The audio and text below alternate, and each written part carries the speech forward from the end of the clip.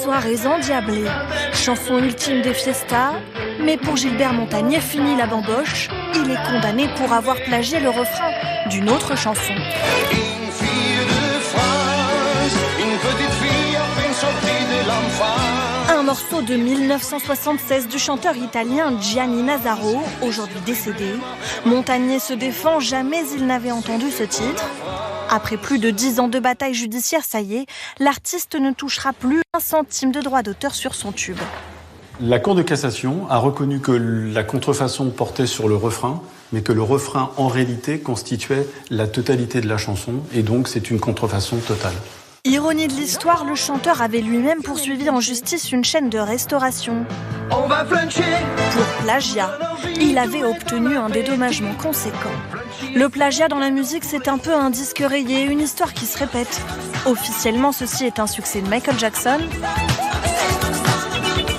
Mais voici l'original. Un jour, Manu Dibango entend sa propre chanson glisser dans ce tube du roi de la pop. Et ça, c'est vraiment du Dibango, ça. Ah ouais, ça. Estampillé, dis donc. L'affaire se réglera par transaction financière. Mais la justice est rarement saisie car prouver une contrefaçon n'est pas chose facile. À l'image de ce riff mythique de Nirvana,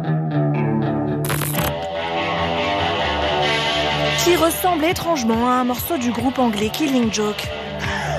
Alors sur internet, certains jouent les justiciers, Inspecteur, copie et plagiat. traquent les ressemblances. Qui reprend la musique de La Foule d'Edith Piaf. Avec la mondialisation et l'explosion du streaming, les accusations de plagiat pourraient bien se multiplier. Aujourd'hui, il y a plus de musique qu'en 1980, il y a plus de musique qu'en 1970, donc mécaniquement et presque mathématiquement, on augmente les possibilités de plagiat. De la similitude à la contrefaçon, la frontière est poreuse. Un vrai succès n'est jamais à l'abri d'une fausse note.